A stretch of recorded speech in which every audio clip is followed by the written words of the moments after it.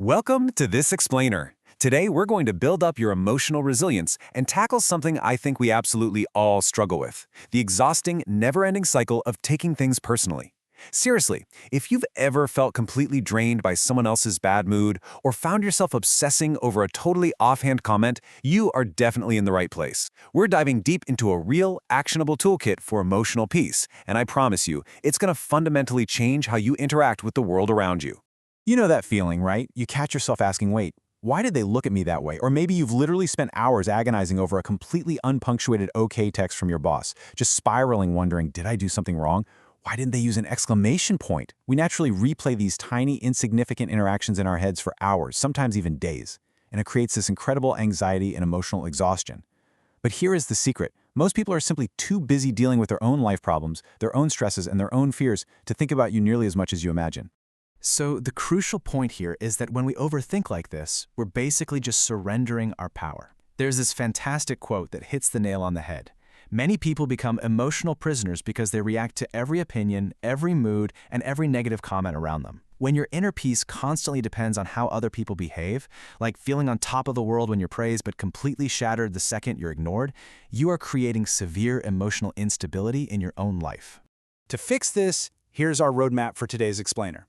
We're going to hit 5 key areas. First, the emotional baggage trap.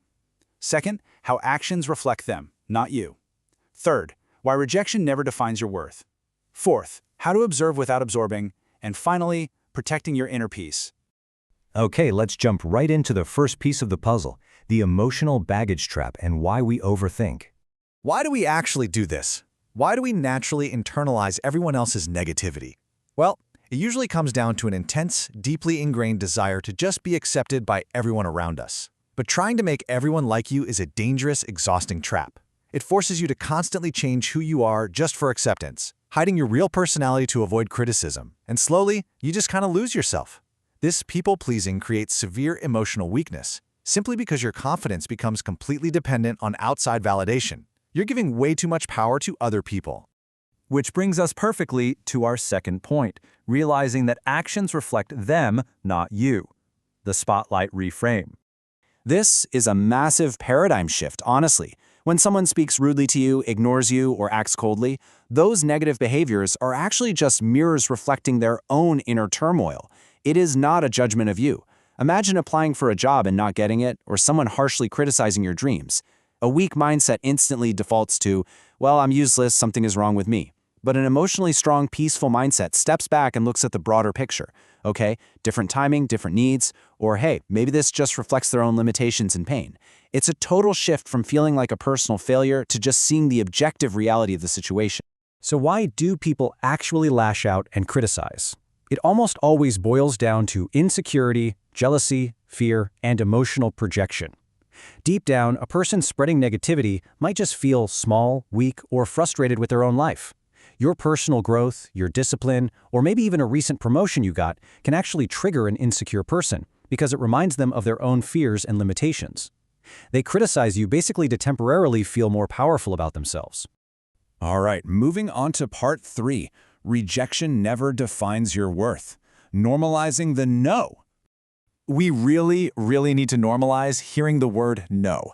Every single human being on Earth experiences rejection. I mean, even the most famous actors, the most successful athletes, highly respected leaders, they all face massive negativity and judgment. So how do emotionally strong people handle it when that painful no comes their way? Well, it's a pretty simple, mature, step-by-step process. First off, allow yourself to feel disappointed briefly. Honestly, those emotions are totally natural. But second, pivot. Focus on growth instead of spiraling into a pit of self-doubt. And third, ask yourself what can actually be learned from this. How can I improve? What new opportunity can I focus on now? That process right there transforms a painful rejection into an incredible opportunity for real resilience. Because at the end of the day, rejection is often just about compatibility and timing, rather than a permanent reflection of your true value. Not every single friendship is meant to last. Not every job opportunity is actually meant for you, and that is perfectly okay. Life naturally moves people in entirely different directions. In fact, many highly successful people later realized that a really painful rejection actually protected them from a terrible situation and redirected them toward a much better path. Okay, on to the fourth part. Observe, do not absorb. building your emotional shield. Now, we're getting into the practical application of blocking all that daily negativity from entering your mind.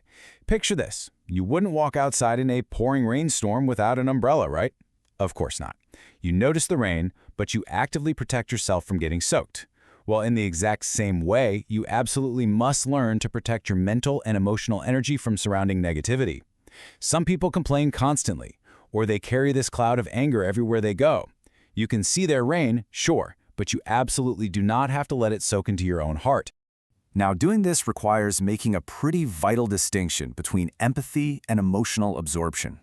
Empathy is beautifully understanding someone's pain, but absorption, that's taking that negativity and carrying it as your own emotional weight. Wise people understand that you can be deeply caring and supportive without taking on the toxic energy of those around you. If someone is angry, their emotional state belongs to them. You don't have to become angry too. And finally, we reach our last section, protecting your inner peace and securing the fortress. So how do we actually lock down this emotional fortress we've just built? It's about making the ultimate choice to prioritize your mental well-being over the temporary, fleeting ego boost of being right. How do we practically do this? First, by creating real distance from toxic people and environments that just destroy your mental health. Second, by releasing the desperate need to constantly explain yourself to everyone. Not every single misunderstanding deserves hours of your attention. And third, accepting closure without an apology. Sometimes people are just going to leave without explaining. Life doesn't always give us perfect movie-style endings, and moving forward often requires letting go of your ego just to protect your mind. This totally flips our conventional understanding of power completely upside down. We so often think that reacting emotionally, yelling back, or always having the last word is what shows strength. But true strength? That often appears through calmness and patience. Literally anyone can become angry instantly, but controlling your emotions during a highly difficult moment and actively choosing silence, that is infinitely more powerful than shouting back. The ability to stay calm, let go, and protect your emotional energy in a chaotic world is one of the greatest strengths a person can develop. Your true power comes from unshakable internal stability. It is completely independent of external validation, other people's bad moods, or unfair criticism. Which brings us to our final question for you.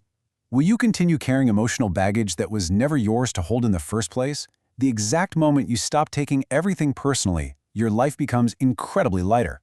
It's like a weight is lifted. So, drop the weight. Protect your peace, let go of the unnecessary stress, and stop giving others the power to control your emotions. Step into your real strength today. Thanks so much for joining me on this explainer, and keep building that unshakable mindset.